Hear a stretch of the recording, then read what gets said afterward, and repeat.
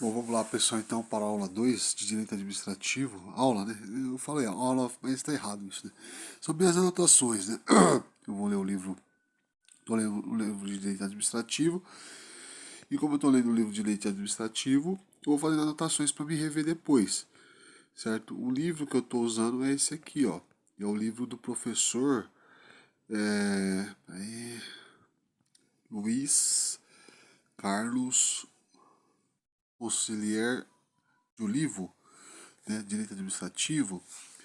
E nós já estamos na segunda parte do capítulo 1, que é a parte História e Princípio do Direito Administrativo. Vamos lá, então. O direito administrativo é uma área de direito público recente, certo? Direito público recente. Pois nasceu com a Revolução Francesa. Então temos aqui uma anotação, Revolução Francesa. Até então, não existiam leis específicas para regulamentar a estrutura e a organização da administração pública e para definir as atribuições dos seus responsáveis. Então, leis específicas para regulamentar a estrutura e a organização da administração pública e para definir as atribuições dos seus responsáveis, certo? Somente com a Lei Pluviose é que foi concedida organização jurídica à administração pública na França. Essa lei é apontada como o primeiro impulso do direito administrativo. Estatuiu os conselhos de prefeitura ou conselho de governo civil, presidido pelos prefeitos que atuavam circunscritos aos litígios previamente definidos. Certo. Outro importante fato da existência do direito administrativo tem sido na criação do Conselho de Estado francês, o Conseil d'État, pela Constituição de maio de 1872. Entre as construções jurisprudenciais que emergiram com a Carta Constitucional Francesa. Entre as construções jurisprudenciais que emergiram com a Carta Constitucional Francesa e hoje incorporadas ao regime jurídico de inúmeros países estão. Então, entre as construções jurisprudenciais que emergiram com a Carta Constitucional Francesa e hoje incorporadas ao regime jurídico de inúmeros países estão a flexibilização das condições de recursos por excesso de poder. A flexibilização das condições de recurso por excesso de poder. A distinção da responsabilidade do Estado e de seus funcionários. Então, distinção da responsabilidade do Estado e de seus funcionários. A teorização dos contratos administrativos e dos demais princípios hoje incorporados ao regime jurídico de inúmeros países. A teorização dos contratos administrativos e dos demais princípios hoje incorporados ao regime jurídico de inúmeros países. Aí nós temos aqui, certo? Só para pegar aqui. Do francês chuvoso pode ser traduzido como a lei de 28 de fevereiro de 1800. Estatuir. Estabelecer por meio de estatuto, decreto, lei, etc. Decretar por em vigor, instituir, estabelecer, determinar. Isso extraído de nossa Rose. Estatuir. Estabelecer por meio de estatuto, decreto, lei, etc. Decretar por em vigor, instituir, estabelecer, determinar. Legal. Tá aí. Vou voltando aqui. Certo.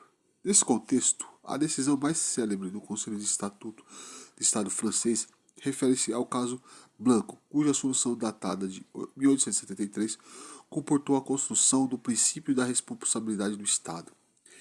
De início, segundo Di Pietro, 2006, o caso Blanco implicou um conflito de competência entre o Conselho de Estado e a Corte de Cassação do Tribunal de Conflitos. O caso Blanco implicou um conflito de competência entre o Conselho de Estado e a Corte de Cassação do Tribunal de Conflitos, a quem incumbia a resolução de conflitos entre a jurisdição comum e a administrativa. Certo? Ao aceitar pela primeira vez a competência do Conselho de Estado pelo critério da natureza pública dos serviços ensejadores de dano, essa Corte entendeu que aquele Conselho deveria julgar a questão em termos publicísticos, informados por princípios próprios, em detrimento das regras civilistas. Nossa, não estou entendendo nada, mas vamos lá. Desde então, a doutrina jurídica tem evocado a contribuição desse Conselho para o direito administrativo, principalmente após o acolhimento pela Constituição Francesa de 1958 dos princípios administrativos, reiteradamente elaborados e reconhecidos pelo Conselho de Estado.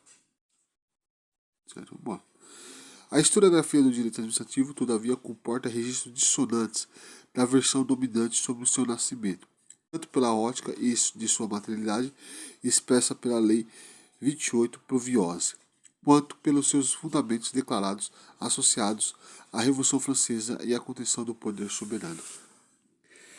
Dentro dessa lógica, a desvinculação do direito administrativo do direito civil pelo próprio Conselho de État da França, por meio das construções jurisprudenciais emanadas daquela corte administrativa, decorreu de uma postura ativista e insubmissa daquele órgão administrativo à vontade do parlamento. De Pietro, 2006, página 5.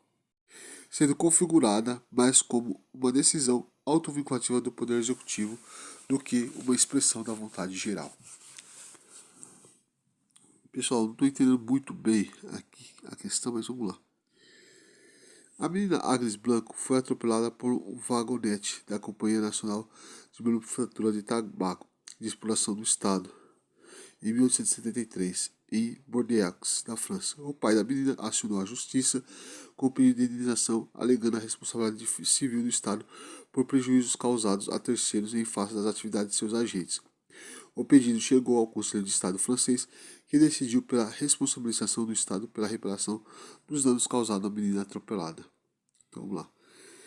Vamos ler de novo. Nesse contexto, a decisão mais célebre do Conselho de Estado francês refere-se ao caso Blanco, cuja solução, datada de 1863, comportou a construção do princípio da responsabilidade do Estado. De início, segundo de Pietro, em 2006, o caso Blanco implicou um conflito de competência entre o Conselho de Estado e a Corte de Cassação do Tribunal de Conflitos, a quem incumbia a resolução de conflitos entre a jurisdição comum e a administrativa. Ao aceitar pela primeira vez a competência do Conselho de Estado pelo critério da natureza dos Ao aceitar pela primeira vez a competência do Conselho de Estado pelo critério da natureza pública dos serviços ensejadores do dano, essa Corte entendeu que aquele Conselho deveria julgar a questão em termos publicísticos, informados por princípios próprios em detrimento das regras civilistas. Desde então, a doutrina jurídica tem evocado a contribuição desse Conselho para o direito administrativo, principalmente após o acolhimento pela Constituição Francesa de 1958 dos princípios administrativos, reiteradamente elaborados e reconhecidos pelo Conselho de Estado. Depois eu entendi melhor agora.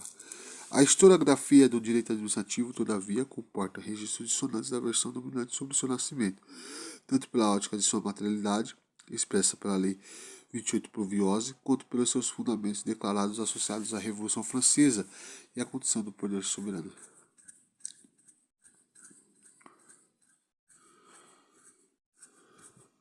Dentro dessa lógica, a desvinculação do direito administrativo do direito civil pelo próprio Conselho de État da França, por meio das construções jurisprudenciais emanadas daquela corte administrativa, decorreu de uma postura ativista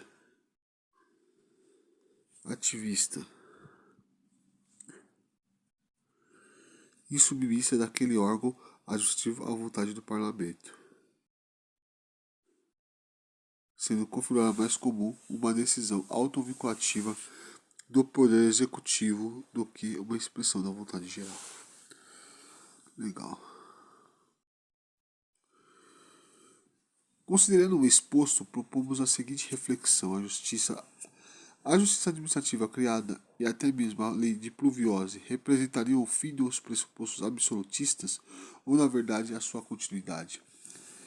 Considerando o exposto, a seguinte reflexão a seguinte reflexão. A justiça administrativa criada e até mesmo da...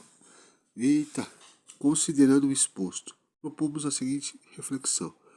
A justiça administrativa criada e até mesmo a lei pluviosa representariam o fim dos pressupostos absolutistas ou, na verdade, a sua continuidade? Legal. Medawar, 2005, página 11, ao aceitar que não é mesmo crível o entendimento de uma ruptura total, de um prodígio ou de uma condescendência da nova ordem dominante contemporânea.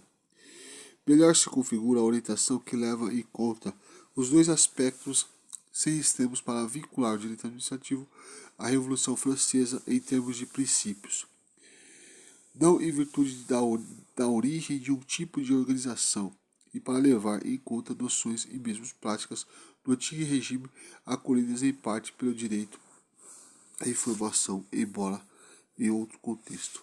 Melhor se configura a orientação que leva em conta, aqui tá. Melhor se configura a orientação que se leva em conta os dois aspectos sem extremos para vincular o direito administrativo à Revolução Francesa, em termos de princípios, não em virtude de origem nem o tipo de organização, e para levar em conta noções e mesmo práticas do antigo regime, acolhidas em parte pelo direito e informação, embora em outros contextos sociopolíticos. É certo também que a lei do repertório jurisprudencial prolatado pelo Conselho de Estado francês, outros fatores contribuíram para a formação do direito administrativo.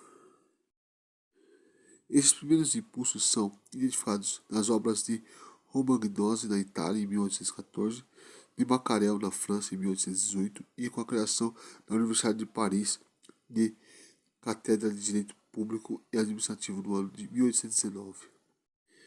A formação do direito administrativo não aconteceu de forma linear em todos os países, nem como um efeito residual da Revolução Francesa de 1789.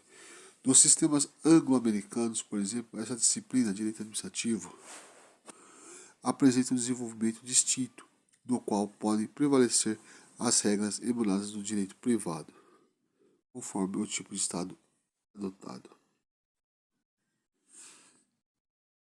Certo? Então aqui nós fechamos essa parte, certo? Sobre a história aí do direito administrativo. Tá legal, pessoal? Na próxima aula a gente vai ver o direito administrativo do Brasil. Legal? Muito obrigado. Até mais. Tchau, tchau.